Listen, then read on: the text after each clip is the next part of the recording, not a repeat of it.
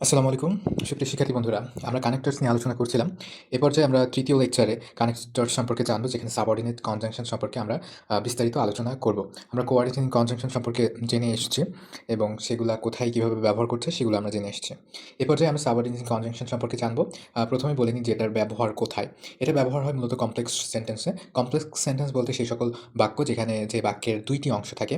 একটি অংশে নির্ভরশীল অংশ থাকে বা ডিপেন্ডেন্ট ক্লজ থাকে, আরেকটা অংশে অনির্ভরশীল বা ইন্ডিপেন্ডেন্ট ক্লজ থাকে। তো একটা স্বাধীন আর একটা অধীন বাক্য থাকে এক কথায়। তো এমন বাক্যে যদি আমরা দেখি তাহলে আমরা বুঝতে পারবো এখানে সাবঅর্ডিনেটিং কনজাংশনগুলার কোনো একটা থাকতে পারে। তো এমন অবস্থায় আমরা কি করতে পারি? আমরা প্রথমত সাবঅর্ডিনেটিং কনজাংশনগুলো কতগুলো আছে, কত প্রকার আছে, সবগুলো আমাদের মুখস্থ থাকতে হবে। শুধু সাবঅর্ডিনেটিং কনজাংশন না, বরং কোঅর্ডিনেটিং কনজাংশন এবং সাবঅর্ডিনেটিং কনজাংশন সবগুলা আমাদের মুখস্থ থাকতে হবে। অন্যথায় আমরা বুঝতে পারবো না যে কোন শূন্যস্থানে আমরা কোনটি ব্যবহার করব। তো এখানে সাবঅর্ডিনেটিং কনজাংশন কি?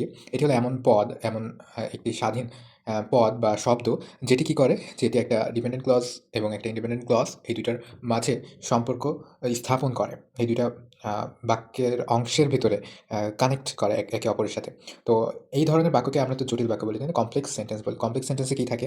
২ টা ক্লজ থাকে। একটা ডিপেন্ডেন্ট ক্লজ আর একটা ইন্ডিপেন্ডেন্ট ক্লজ। তো এমন অবস্থায় এই ২ টা ক্লজকে যে কনজাংশন দ্বারা যুক্ত হয় সেটাই হচ্ছে সাবঅর্ডিনেটিং কনজাংশন। তো আমরা সাবঅর্ডিনেটিং কনজাংশন দ্বারা আবার চিনতে পারি যে ওইটা একটা কমপ্লেক্স সেন্টেন্স। এছাড়া কমপ্লেক্স সেন্টেন্স চেনার জন্য আমাদের দেখতে হবে যে কোথায় একটা ডিপেন্ডেন্ট ক্লজ আছে এবং কোথায় একটা ইন্ডিপেন্ডেন্ট ক্লজ আছে। আর সেটা বোঝার জন্য আবার আমরা ভার্ব দেখতে পারি, লক্ষ্য করতে পারি ভার্ব, যে ভার্বটি আসলে ফাইনাইট ভার্ব নাকি নন ফাইনাইট বা ইনফাইনাইট ভার্ব।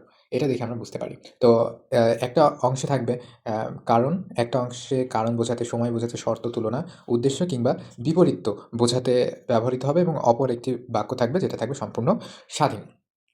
আরেকটা অংশ ব্যবহার হবে কারণ বোঝাতে, সময় বোঝাতে, শর্ত, তুলনা, উদ্দেশ্য এবং বৈপরীত্য এগুলা বোঝাতে। তো আশা করি বুঝতে পেরেছো। আমরা উদাহরণ দিয়ে আরো একটু ক্লিয়ার হই। এখানে দেখতে পাচ্ছি I will go if it stop rains. যদি বৃষ্টি থামে তাহলে আমরা যাবো। এখানে কি বোঝাচ্ছে? যাওয়ার জন্য একটা শর্ত বোঝাচ্ছে, তাই না? I will go, আমি যাবো। কিন্তু কখন যাবো? Stop if it stop rains, যদি বৃষ্টি থামে তবে যাবো। তো এখানে কি করছে? এখানে একটা শর্ত প্রকাশ করছে। তো শর্ত প্রকাশের জন্য কি হয়? if, এই সাবঅর্ডিনেট কনজাংশনটি ব্যবহার করা হয়। কখন? শর্ত প্রকাশের জন্য। শর্ত প্রকাশের জন্য এই if এটি ব্যবহার করা হয়। তো আশা করি বোঝা গেছে যে কোথায় কিভাবে আমরা একটি কনজাংশন, সাবঅর্ডিনেট কনজাংশনকে বসাতে পারি এবং কোন সাবঅর্ডিনেট কাজ কি, কোথায় কোনটাকে বসাতে হবে এগুলা। আচ্ছা, সাবঅর্ডিনেট কনজাংশনগুলোর প্রকারভেদ এবং তাদের ব্যবহার। এগুলো দেখা যাক যে রিজন বা কারণ বোঝাতে। যখন ২ টা অংশ থাকবে, একটা অংশে মূল বাক্য থাকবে বা একটা অংশে স্বাধীন বাক্য অংশ থাকবে এবং আরেকটা অংশে সেটার কারণ বা রিজন বোঝাবে। এমন অবস্থায় যেখানে কারণ বা রিজন বোঝাবে সেখানে কি থাকবে? সেখানে বিকজ, সিন্স, অ্যাজ। এগুলা কি কারণে ব্যবহৃত হবে? এগুলা কারণ বা রিজন বোঝাতে আ ব্যবহৃত হবে। কারণ বোঝাতে এগুলা ব্যবহৃত হবে, তাই না? আচ্ছা, she left early because she was tired. She left early. সে তাড়াতাড়ি চলে গেল বা ছেড়ে দিল বা চলে গেল। আ এর কারণ হিসেবে যে স্বাধীন ক্লজটা আছে সেটা কি? she was tired, because she was tired. তাহলে এটা কারণ বোঝাতে ব্যবহৃত হইছে because she was tired. Since it was raining, যেহেতু বৃষ্টি হচ্ছিল, we stayed indoor. আমরা বাড়ির ভিতরে ছিলাম, আমরা ঘরের ভিতরে ছিলাম, তাই না? তো এখানে আমরা দেখতে পাচ্ছি যে since since এটা সাধারণত বাক্যের শুরুতে ব্যবহৃত হয়, because সাধারণত ২ টা বাক্যাংশের মাঝে ব্যবহৃত হয় এবং as এটাও বাক্যের শুরুর দিকে ব্যবহৃত হয়। এখানে দেখতে পাচ্ছি যে since it was raining, বৃষ্টি হওয়ার কারণে, তাই না? বা যেহেতু বৃষ্টি হচ্ছে, তাহলে এটা কারণ বোঝাচ্ছে না? stay home, stay indoor, ঘরের ভিতরে থাকার কারণ বোঝাচ্ছে since দ্বারা। তো আমরা এটার আগে যখন খালি ঘর থাকবে তখন আমরা আ এখানে since বসাতে পারি কিংবা এখানে কিন্তু as ও বসাতে পারি। as he had no money, as he had no money, he could not buy the book. সে বইটি কিনতে পারল না। কারণ কি? তার কাছে টাকা নেই। তো কারণের আগে কি বসবে? as বসবে। এখানে since বা as বসতে পারে। আচ্ছা। তারপর আমরা দেখি শর্ত বোঝাতে। শর্ত বোঝাতে কি ব্যবহৃত হয়? শর্ত বোঝাতে ব্যবহৃত সাবঅর্ডিনেট কনজাংশনগুলো হচ্ছে if, unless, provided that. if সাধারণত আমরা if টাই সবথেকে বেশি ব্যবহার করি। যেমন I will go out, আমি বাইরে যাবো if it stop rain, যদি বৃষ্টি থেমে যায়। if, তাই না? if শর্ত বোঝাচ্ছে। শর্তটা কি? বৃষ্টি থেমে যাওয়ার শর্ত। বাইরে যাওয়ার পিছনের শর্তটা হচ্ছে বৃষ্টি থেমে যাওয়ার। অর্থাৎ বৃষ্টি থেমে যাবে তখনই আমরা বাইরে বেরোবো। You won't pass the exam unless you study hard. তো unless এবং if এই দুটার ব্যবহার একই রকম। You want pass the exam, তুমি পাস করতে পারবে না। কারণ যদি you want pass the exam unless, অর্থাৎ আনলেস এর অর্থ কিন্তু যদি না, ঠিক আছে? আনলেস অর্থ হচ্ছে যদি না, এটা হচ্ছে এর অর্থ। তাহলে এটা কি নেগেটিভ না? এটা হচ্ছে নেগেটিভ। তাহলে এর পরে যে ক্লজটা থাকবে সেটা পজিটিভ ক্লজ হিসেবে পজিটিভ হবে। যেমন কি if you won't pass like তুমি পরীক্ষাতে পাস করতে পারবে না। আনলেস যদি না ইউ স্টাডি হার্ড, যদি না তুমি কঠোর পড়াশোনা করো তাহলে তুমি পাস করতে পারবে না। ঠিক আছে? তাহলে যদি না এরপরে কি এটা? এটা কিন্তু পজিটিভ। ঠিক আছে? এটা পজিটিভ না? ইউ স্টাডি হার্ড, তুমি কঠোর পরিশ্রম করো। তো আমরা মনে রাখবো যে আনলেসটা যেহেতু নিজে নেগেটিভ, তারপরে যে ক্লজটা হবে সেটা হবে পজিটিভ। এটা কমপ্লিটিং সেন্টেন্সের ক্ষেত্রে আমাদের কাজে লাগবে। আ আচ্ছা। তারপর সময় বোঝাতে সবথেকে বেশি যেটা ব্যবহৃত হয় সেটা হচ্ছে when। when আচ্ছা, যখন একটি কাজ, ঘটনা বা অন্যটির আগে, পরে কিংবা একসঙ্গে ঘটে, এই সকল সময় নির্দেশক যে সকল সাবঅর্ডিনেট কনজাংশনগুলো সেগুলো হচ্ছে when, while, before, after, as soon as and since। এখানে while মানে কি? while মানে হচ্ছে কোনো কাজ চলমান অবস্থায়, before মানে হচ্ছে পূর্বে, after মানে হচ্ছে পরে, as soon as মানে যত তাড়াতাড়ি সম্ভব, since মানে হচ্ছে থেকে, মানে কোনো একটা পার্টিকুলার সময় থেকে। আচ্ছা, um call me when you arrive, call me আমাকে কল করো যখন তুমি পৌঁছাবে। হোয়েন ইউ অ্যারাইভ তাহলে পৌঁছানোর পরে একটা সময় নির্দেশ করছেন, সময়টা কি? পৌঁছানোর পরে। পৌঁছানোর পরে তাহলে এখানে কি call me when you arrive. He was reading, he was reading while I was cooking. ঠিক আছে? I was cooking, he was reading, সে বই পড়ছে, সে পড়ছিল যখন আমি রান্না করছিলাম।